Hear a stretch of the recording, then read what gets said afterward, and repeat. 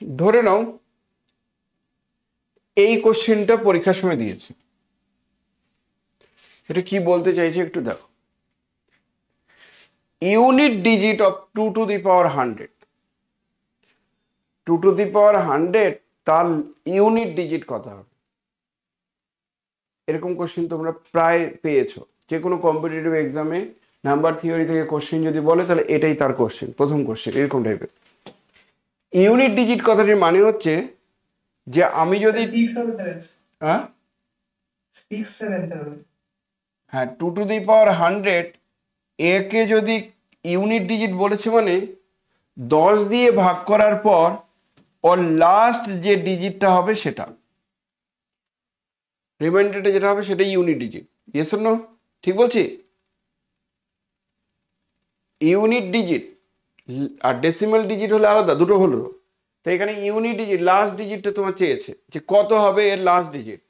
তার মানে এই সংখ্যাটা তুমি যাই করো না কেন, ও আচ্ছা 6 কেন বললাম, 6 হচ্ছে ও অ্যান্সার বললো সেই জন্য 6 বললাম। আমি যে এখানে যে রিমাইন্ডারটা আসবে সেই রিমাইন্ডারটার কথা বলা হচ্ছে। অর্থাৎ আমাকে কি বের করতে হবে, 2 to the power 100 কত কংগ্রুয়েন্স হলে মডিউলো 10 এর আন্ডারে কত কংগ্রুয়েন্স হবে এটা বের করতে হবে। তার মানে আমাকে যে করে হোক এই আর এর মানটা বের করতে হবে। কথা বোঝা গেছে? Yes or no? যদি আমি আর বের করতে পারি তাহলে এর লাস্ট ডিজিটটা কত, ইউনিট ডিজিটটা কত সেটা বলে দিতে পারবো। তুমি বলছো স্যার এটা কি করে বের করা যায়? আমরা এক এক করে তোমাদেরকে উত্তর দিচ্ছি। যে প্রথম কোশ্চেন হচ্ছে যে আমি ওয়েলার্স থিওরাম বা ফরম্যাট থিওরাম অ্যাপ্লাই করতে পারবো কিনা। যেহেতু এটা প্রাইম নয় তাহলে ফরম্যাট থিওরাম অ্যাপ্লাই করতে পারবো না। যেহেতু জিসিডি অফ 2, 10 সেটা 1 নয়, তাহলে ওয়েলার্স থিওরামে অ্যাপ্লাই করতে পারবো না। আমার কথা কি বোঝা গেছে কি বলছি? Yes or no? বুঝতে পারছো কি বলছি? Yes or no?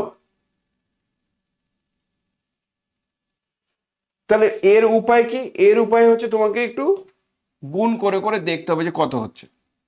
আমি তো এইটুকু বলতে পারি যে 2 কিউবও যদি নাও বা 2 to the power 4 যদি নাও সেটা কংগ্রুয়েন্ট 6 হবে মডিউলো 10 এর আন্ডারে। তুই বলছে কি করে? কারণ 2 to the power 4 মানে তো 16, তাহলে 16 কে কার সঙ্গে কংগ্রুয়েন্স হবে? আমি 6 এর সঙ্গে, কারণ 16 - 6 10 দিয়ে ভাগ যাবে। তাহলে 2 to the power 4 হচ্ছে 16 দিয়ে এরকম পেলাম। এবার যদি আমি বলি যে 2 এর সঙ্গেও কংগ্রুয়েন্স হবে, আমি যে হ্যাঁ হবেই। দেখো 2 - 2 দিস 1, এই দুটো যদি গুণ করে দেই তাহলে 2 to the power 5 কংগ্রুয়েন্স, এই দুটোর গুণ করলে কত হবে? 12 মডিউলো 10। আমি যে একদম ঠিক ধরেছো। 2 to the power 5 মানে কত? 32। তাহলে 2 to the power 5 মানে 32। তাহলে 2 to the power 5 এদেরকে আবার 12 আবার কার সঙ্গে কংগ্রুয়েন্ট? 2 এর সঙ্গে কংগ্রুয়েন্ট মডিউলো 10। তাহলে ইনডাইরেক্টলি কি বলা যেতে পারে? 2 to the power 5 টা 2 এর সঙ্গে কংগ্রুয়েন্ট মডিউলো 10 এর আন্ডারে। আমি কি বলছি বুঝতে পারছো? Yes or no? এবার এখানে কত পাওয়ার চাপালে ফাইনালি এই রেজাল্টটা ঘটবে?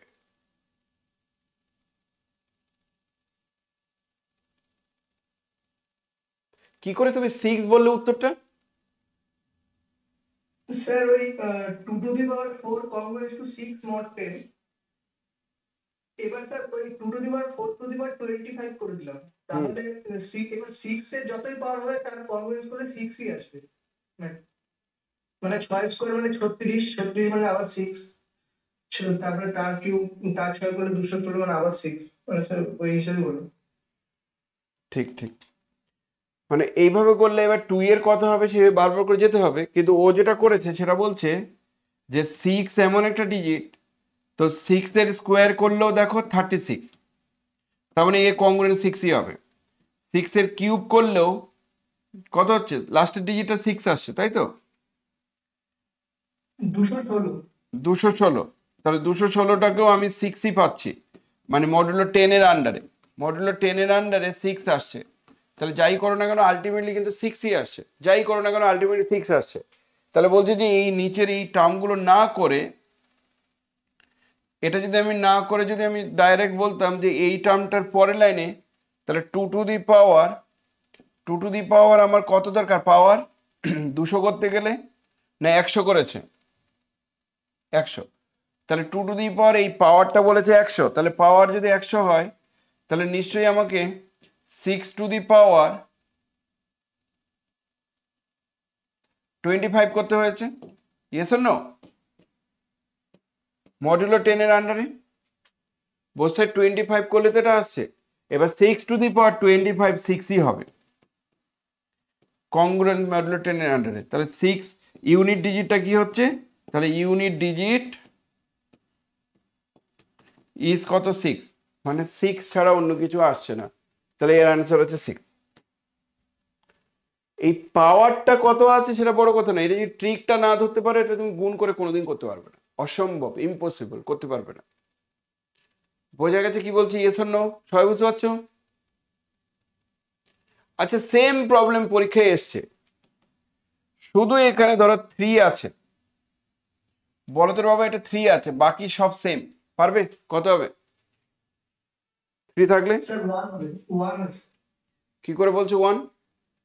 Sir 3 two the power 4 congruence to 1 mod 10 3 two the power 4 congruence to 1 mod 10, এবার তার টু দি পাওয়ার 25 করে দিলাম, তাহলে স্যার 1 টু দি পাওয়ার। ওকে, ও একটা ভালো কথা বলছে, কিন্তু আমি তোমাদের একটু অন্য স্টাইল বলছি, যে আমি যখন এরকম 3 পাবো তখন আমি বলবো যে জিসিডি অফ 3 আর 10 হচ্ছে 1, তাই না? তাহলে দেয়ারফর বাই ওয়েলার্স থিওরেম বলছে 3 টু দি পাওয়ার তাহলে 5 10 সেটা কংগ্রুয়েন্স 1ই হবে মডিউলো 10 এর আন্ডারে, যেটা ও ডাইরেক্ট বললো এই থিওরেমটা। এবার 1 যদি চলে আসে, একবার যদি 1 চলে আসে, 5 10 কত হয় সেটা বের করে নেবে। 5 10 মানে 4, তাহলে কংগ্রুয়েন্স 1 মডিউলো 10 এর আন্ডারে, যখন 1 চলে এসে তুমি যতবার খুশি গুণ করো, নো প্রবলেম। তাহলে 3 টু দি পাওয়ার 200 পেতে গেলে বা 100 পেতে গেলে 100 আছে, তাহলে এদেরকে নিশ্চয়ই 1 টু দি পাওয়ার 25 করতে হবে মডিউলো 10 এর আন্ডারে। 1 টু দি পাওয়ার 25 দিয়ে আলটিমেটলি কি পেলাম, 3 টু দি পাওয়ার 100, মানে 3 টু দি পাওয়ার 100 থাকুক আর কংগ্রুয়েন্স 1, তাহলে এর ইউনিট ডিজিট কত হবে 1, এর ইউনিট ডিজিট হচ্ছে 1। আমি বলছি ধরো সেম প্রবলেম আরেকটা ধরো অন্য প্রবলেম বলছি, বোঝা গেছে কি, ইয়েস অর নো? ক্লিয়ার? বোঝা গেল? ইউনিট ডিজিট বের করার গল্প যদি বলে এইভাবেই তোমাকে বের করতে হবে। যেমন ধরো এই অঙ্কটা যদি পরীক্ষার সময় আসে,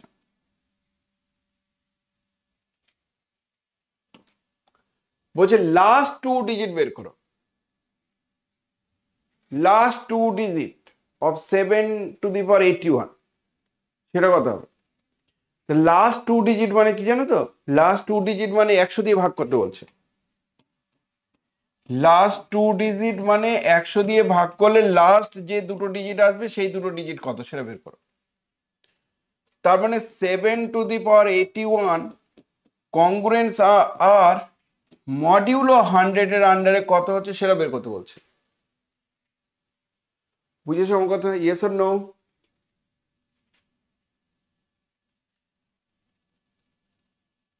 তাহলে আর এর মান কত?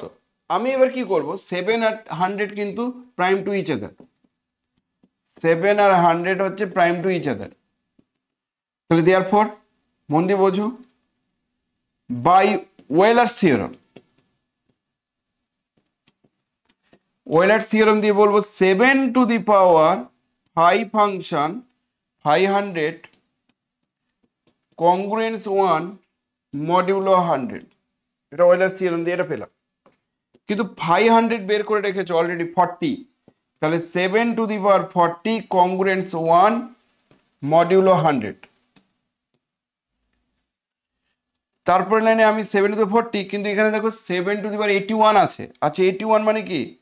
7 টু দি পাওয়ার 40 তার স্কোয়ার, তাহলে 1 এর স্কোয়ারের সঙ্গেই হবে। তার মানে তুমি পেলে 7⁸80 কংগ্রেন্স 1 মডুলো 100। তার মানে 7⁸80 আর একটা 1 দরকার, তাহলে 80 × 7 বোথ সাইড করে দাও, তাহলে 1 × 7। তুই বলছি এটা কি করে করলাম? এটা করার উদ্দেশ্য হচ্ছে যে 7 তো 7 এর সঙ্গে কংগ্রুয়েন্স হবেই, তাহলে বোথ সাইড 7 দিয়ে মাল্টিপ্লাই করে দাও। তাহলে 7⁸80 1 কংগ্রুয়েন্স কত 7 মডিউলো 100। তাহলে মনে রেখো এটা দিয়ে কংগ্রুয়েন্স করলে এর 7 আসছে, রিমাইন্ডারে কত আসছে 7। তাহলে 7 রিমাইন্ডার, কিন্তু আমাকে তো বলেছে লাস্ট 2 ডিজিট বের করো। তাহলে লাস্ট 2 ডিজিট যেহেতু বের করতে বলেছে, তাহলে অ্যান্সারটা হবে 07। তার আগে তাহলে কিছু নেই, তাহলে 07 হচ্ছে অ্যান্সার। কথা কি বোঝা যাচ্ছে নাকি একদম বোঝা যাচ্ছে না?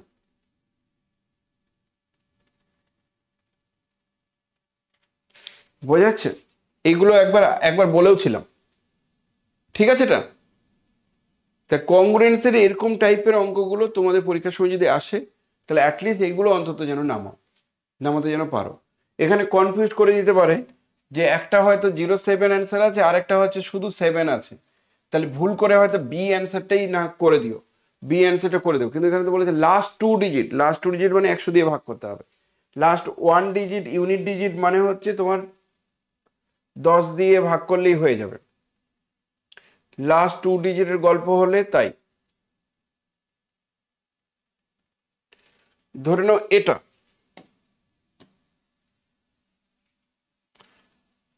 এটা বলছে রিমাইন্ডারটাই বের করো। The remainder obtain when this one is divided by 9। তাহলে 9 দিয়ে যদি ডিভাইড করবে তখন রিমাইন্ডারটা কত হবে? তাহলে 9 দিয়ে ডিভাইড করবে, রিমাইন্ডার কত হবে? মানে এটা to the power this one congruence আর এর মান কত হবে যখন 9 দিয়ে ডিভাইড করবে? তো 9 দিয়ে 10 দিয়ে না সহজ ছিল, কিন্তু 9 দিয়ে তো চাপে পড়ে যাবে। সেই জন্য আমি তোমাদেরকে বলবো 16 আর 9 এদের জিসিডি যদি 1 হয় তাহলে সুবিধা হয়ে গেল। তুই বলছো কেন? কারণ যেই 1 হয়েছে তাহলে বাই ওয়েলার থিওরেম।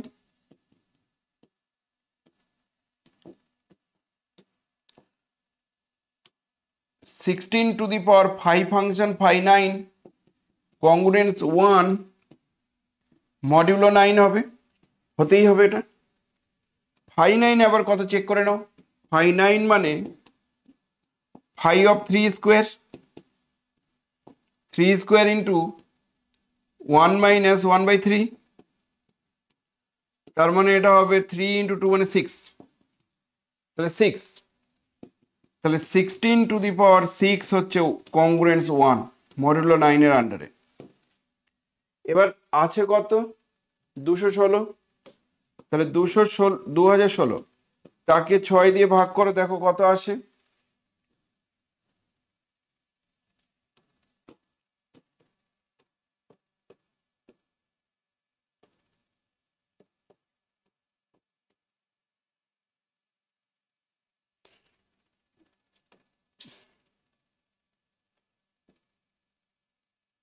স্যার 6×3 = 18 হবে তো স্যার? 6 3 18, 3 তারপরে 6 36 এবং 46 লিখে। কোথায় বলো তো? ওই স্যার নিচে যে 46 লিখে দেবে 3, মানে 6×3 = 18, ওটা 3 হবে। এটা ভাগ করাটা বলছো?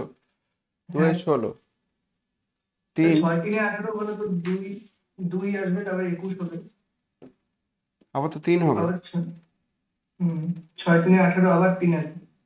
ওইখানে 2 লিখেছিলাম, ওখানে 4 লিখেছিলিস। ওহো আচ্ছা ঠিক আছে, সরি। তাহলে এখানে 3 আর এই দিকে থাকছে 6, তাই তো? তাহলে এটা হ্যাঁ স্যার। তাহলে মিলে যাচ্ছে।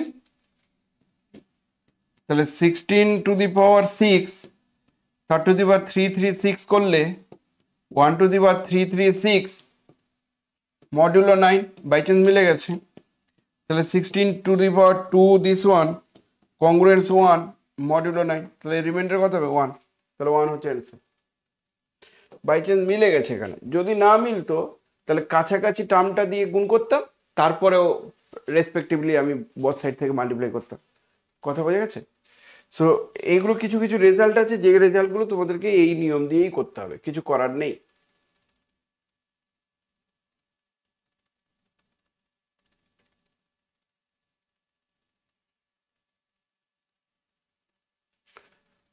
বলছে যে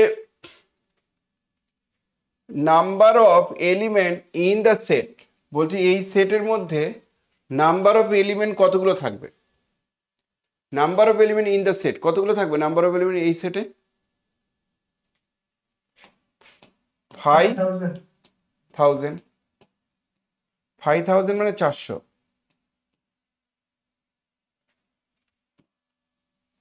নাম্বার অফ এলিমেন্ট কতগুলো থাকবে তার সংখ্যাটা হচ্ছে দিস, লাস্ট 2 ডিজিট বের করতে বলেছে। লাস্ট 2 ডিজিট কি করে বের করতে হয়, তার সংখ্যা পেয়ে যাবে লাস্ট 2 ডিজিট। তারপর বলছে এই কংগ্রুয়েন্সের কোন ভ্যালুর জন্য কি সলিউশন হবে, আমি তোমাদেরকে এরকম টাইপের অঙ্ক বলছিলাম, ঠিক আছে, যে এফ এই যে কংগ্রুয়েন্স দেওয়া আছে, বলছে এটা congruence then one of the value of x, বলছে এই দুটোকে একসঙ্গে স্যাটিসফাই করবে, তার সলিউশনগুলো কি হতে পারে। ফাই ফাংশনের কিছু অঙ্ক আছে, যে ফাই অফ 720 কত হবে, the remainder of 5 to the power 5019 যখন ডিভাইড করবে 11 দিয়ে তখন কত হবে, remainder of 5 to the power this one 11 দিয়ে, আচ্ছা একই কোশ্চেন, ওটা দুবার হয়ে গেছে, আর কোথায় ছিল রে,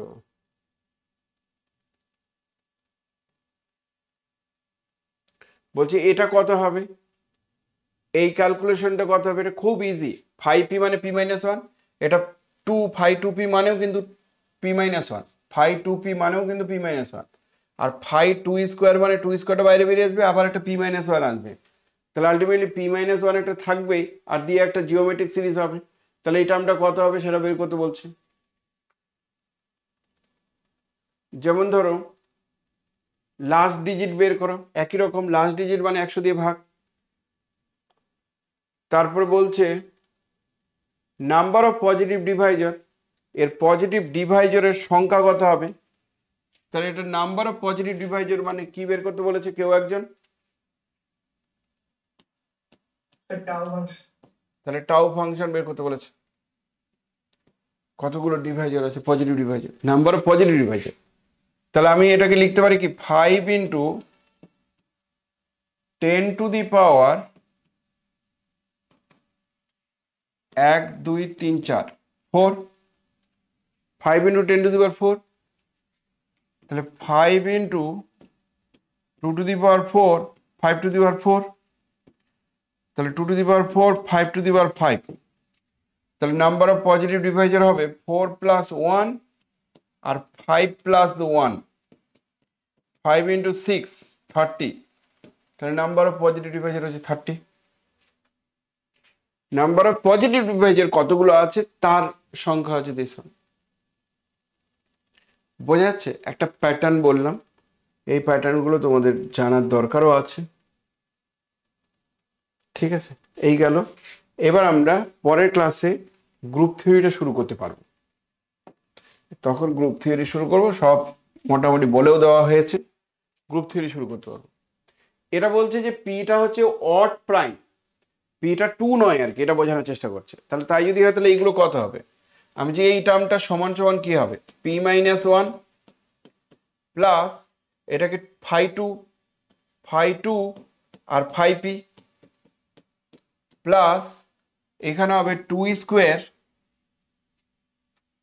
আর একটা p ইন্টু 1 মাইনাস 1/2,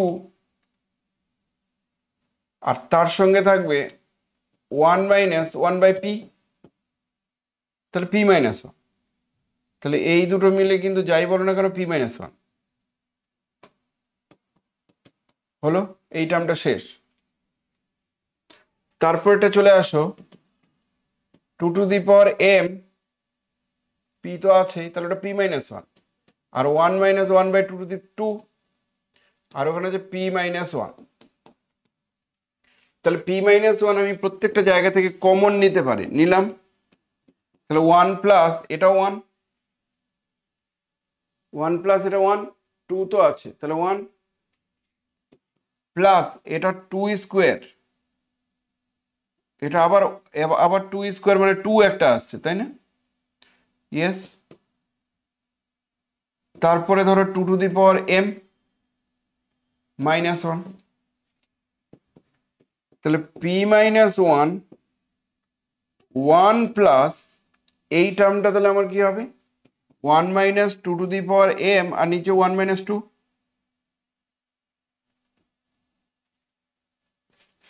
আচ্ছা, টু যেহেতু আছে তাহলে ঘুরিয়ে নিলেও হয়, তাহলে p minus one, one plus এটা হবে two to the power m minus one, বাকিটা তো কেটে যাচ্ছে, তাহলে পি মাইনাস ওয়ান তার to the power two to the power M. তাহলে এদের অ্যান্সার আসছে, এদের অ্যান্সার আসছে this one. বুঝেছো আমার কোশ্চেন? ইয়েস না? দেখে মনে হচ্ছিল না জানি কত যে কঠিন, কিন্তু নর্মাল ক্যালকুলেশন করেই কিন্তু পাওয়া যাচ্ছে। এই পর্যন্ত থাক। নাম্বার থিওরি দীর্ঘদিন ধরে করছি, নাম্বার থিওরি শেষ। তার মধ্যে আমি রিলেশনটা কভার করলাম, সেট থিওরি কভার করেছি, ম্যাপিং কভার করেছি, পারমুটেশনটা কভার করেছি, আর ইন্টিজারের ছোটো ছোটো কিছু কিছু জায়গা যেগুলো পরবর্তীতে খুব কাজে লাগে সেগুলো কভার করেছি। কংগ্রুয়েন্সটাও বোঝানোর চেষ্টা করেছি, phi function, tau function, sigma function বলে দিয়েছি। ওকে, নেক্সট ক্লাস থেকে প্রয়োজনে আমরা গ্রুপ থিওরিটা ডাইরেক্ট শুরু করি। গ্রুপ থিওরির কোশ্চেন অনেক রকম হতে পারে, তো গ্রুপ থিওরিটা পরের ক্লাস থেকে বলবো। ঠিক আছে, চলো।